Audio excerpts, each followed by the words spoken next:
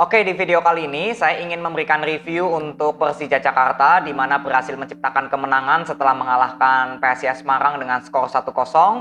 Dan di sini untuk Persija Jakarta yang berapa kali saya ingin lihat di setiap pertandingan adalah bagaimana kualitas pemain Persija dalam menciptakan peluang untuk menjadi gol.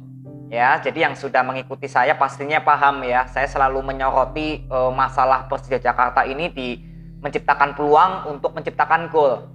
Sedangkan untuk PSIS Semarang memang iya saya sudah lama nggak bahas PSIS Semarang karena saya melihat PSIS Semarang ini belum ada peningkatan. Ya, saya sudah senang saat PSIS Semarang ini dilatih oleh Coach Ridwan karena saya melihat Ridwan ini bisa memberikan skema permainan PSIS Semarang yang cukup bagus ya. Pada saat itu menang ya lawan Persik Kediri. Ya, tapi setelah itu justru berganti pelatih lagi nih PSIS Semarang. Ya, kembali lagi saya harus memantau dulu karena saya kalau memberikan review untuk PSIS Semarang secara langsung ya tentunya nggak maksimal takutnya. Jadi saya menonton dulu dan ternyata skema permainan PSIS Semarang ini belum ada perkembangan. Ya, sejauh ini masih bermain monoton. Dalam arti kata ya bermain passing-passing long ball tanpa ada skema permainan. Makanya kemarin saat lawan Borneo itu jelas terlihat ya skema permainan Borneo ini lebih matang daripada skemanya PSIS Semarang. Makanya PSIS Semarang ini kalah 6-1 ya lawan Borneo nih. Jadi cukup banyak ya dan hanya berhasil menciptakan 1 gol aja. Jadi dalam 3 pertandingan terakhir PSIS Semarang ini hanya menciptakan 1 gol ya saat lawan Borneo. Jadi untuk di video kali ini dari Persija Jakarta di babak pertama sebenarnya langsung ada peluang dari PSIS Semarang ya, di mana ada kesalahan dari pemain Persija Jakarta yang bisa diantisipasi lalu Marukawa melakukan shoot ya, tapi masih bisa ketepis oleh Andre Tani. Jadi artinya dalam hal sekecil ini ya, kembali lagi salah-salah passing atau kesalahan pemain Persija dalam membawa bola ini juga berapa kali sering terlihat ya ketika Persija Jakarta menghadapi tim-tim di pertandingan-pertandingan kemarin. Ya, di sini tapi untungnya Marukawa nggak berhasil menciptakan gol ya. Artinya kesalahan-kesalahan ini semoga bisa diminimaliskan lagi. Lalu akhirnya Persija Jakarta nggak jauh setelah itu bisa menciptakan gol melalui golnya Riko Simanjuntak. Ini menurut saya ini gol terbaik yang pernah saya lihat di musim ini untuk seluruh gol yang tercipta di Peri Liga 1. Saya melihat gol dari Riko Simanjuntak ini gol terbaik yang benar-benar bagus karena berdasarkan dari skema permainan. Ya, proses golnya dari Rio Fahmi yang memberikan lemparan dalam ya ke Kremencik, lalu Wancu dengan Riko Simanjuntak, lalu Kremencik memberikan passing ke Niko berikan passing ke Reski langsung passing ke passing intercept ya, karena kan Firza Andika melakukan overlap ya, langsung menusuk dan memberikan passing ke Riko Simanjuntak tanpa ada yang mengkawal. Ini benar-benar proses gol yang cukup bagus ya, memperlihatkan bahwa memang skema permainan Persija Jakarta ini memang bagus. Saya selalu mengatakan seperti ini ya, skema permainan Persija ini dibawa dari Thomas Doll ini sudah bagus. Jadi keunggulan 1-0 ya untuk Persija Jakarta. Jadi selama babak pertama sebenarnya untuk Persija ini banyak sekali peluang. Bahkan PSIS Semarang yang saya lihat cara permainannya masih mengandalkan permainan monoton ya. Bahkan seringkali terjadi pelanggaran-pelanggaran yang memang harusnya nggak perlu nih dilakukan oleh para pemain PSIS. Tapi yang saya lihat bahwa dengan permainan bola possession-nya Persija ini berapa kali memaksa permainan PSIS Semarang pemain-pemainnya harus membuat pelanggaran yang sebenarnya nggak terlalu penting juga karena masih jauh dari gawangnya ini ya Adi Satrio. Jadi sebenarnya untuk Persija ini di babak pertama banyak sekali peluang terutama dari Kremencik. Ya, jadi kembali lagi kualitas Kremencik juga perlu dipertanyakan karena sudah berapa kali mendapatkan bola-bola yang enak tapi justru bolanya ini off target semua. Paling ada 1 yang on target ya dan itu masih terlalu pelan lah, masih mudah diantisipasi oleh Adi Satrio ya, tapi itu juga ada keegoisan dikit dari Kremencik karena posisi Riko Simanjuntak sebenarnya kosong ya di sebelah kanan. Ya, dan di sini juga bermainnya Hanif Syabandi itu jelas memberikan dampak penyerangan kepada Persija. Karena saya sudah berapa kali bilang ketika nggak ada Barents atau Hanif, pengontrol penyerangan Persija ini seperti kosong. Tapi justru adanya Hanif, ini berapa kali penyerangan Persija ini ada yang ngontrol di sektor tengahnya. Jadi ini yang saya bilang bahwa Persija membutuhkan pemain pengganti jika Hanif Syabandi atau Barents nggak bisa bermain nih. Ini mungkin untuk di musim depan ya. Semoga Persija Jakarta bisa mencari pemain yang memiliki kreativitas untuk body ballnya ini bagus ya di sektor tengah. Jadi untuk babak pertama saya kira jelas Persija Jakarta mendominasi karena bermain dengan skema, tapi kembali lagi peluang-peluang yang tercipta ini yang terjadi gol hanya 1 gol dari Riko Simanjuntak. Sisanya hampir semua peluangnya ini terbuang sia-sia. Makanya saya selalu menyoroti kualitas pemain dari Persija.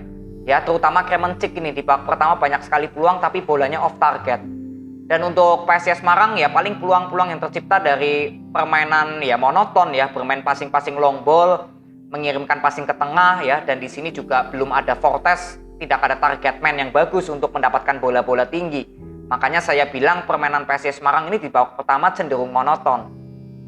Lalu masuk kita di babak kedua ya. Di babak kedua di sini Maman masuk ya menggantikan Kudela. Mungkin memang faktor kelelahan juga bisa ya, karena Kudela kan selalu dipasang sebagai starting line up. Dan untuk PSIS Semarang memang di awal babak kedua belum terlalu banyak mengganti pemain ya. Di sini Persija juga memainkan Ganjar ya menggantikan Simanjuntak. Jadi di sini di babak kedua sebenarnya tensi permainan dari Persija ini lebih cenderung bertahan ya, bukan bermain seperti di babak pertama yang bisa melakukan serangan demi serangan, tapi justru di babak kedua lebih bermain bertahan atau mempertahankan di zona areanya sendiri. Makanya PSIS Semarang di sini sebenarnya banyak sekali kesempatan untuk bisa melakukan penyerangan ya, diberi kebebasan oleh Thomas Doll gitu loh, untuk PSIS Semarang bisa bermain lebih kreatif. Tapi sebenarnya walaupun PSIS Semarang lebih mendominasi di babak kedua, tapi sebenarnya permainannya tetap monoton, tetap mengandalkan Rian ataupun Taisei. Bahkan di sayap kanan dari PSIS Semarang ini hampir nggak terlihat hidup di babak kedua. Artinya permainan dari PSIS Semarang walaupun lebih mendominasi, tapi justru mengandalkan pemain aja, mengandalkan Rian untuk memberikan passing atau Taisei untuk membuka ruang. Ya, jadi yang saya lihat walaupun PSIS Semarang bermain menekan, tapi sebenarnya tetap monoton. Dan di sini juga Persija bermain cenderung lebih bertahan atau mempertahankan zona areanya sendiri. Jadi PSIS Semarang ini berapa kali bisa mendapatkan peluang-peluang yang setengah ya, bukan peluang emas juga, tapi peluang-peluang setengah, mengandalkan passing-passing long ball ke area tengah. Walaupun Fortes sudah masuk, bahkan Fortes pun nggak mendapatkan peluang emas sama sekali di babak kedua. Jadi artinya ya untuk saya PSIS Semarang ini memang belum membentuk skema yang bagus. Sebenarnya kemarin waktu dipegang oleh Coach Ridwan, saya melihat skema permainan PSIS Semarang ini sudah bagus. Tapi justru mengganti pelatih dan saya melihat ya seperti skema permainan PSIS Semarang ini kembali dari nol. Lalu kualitas-kualitas pemain yang dimiliki oleh PSIS Semarang justru seperti memang di luar dari ekspektasi saya gitu loh. Seperti banyak pemain PSIS Semarang yang belum layak untuk masuk ke tim senior atau mungkin bermain untuk seragamnya PSIS Semarang.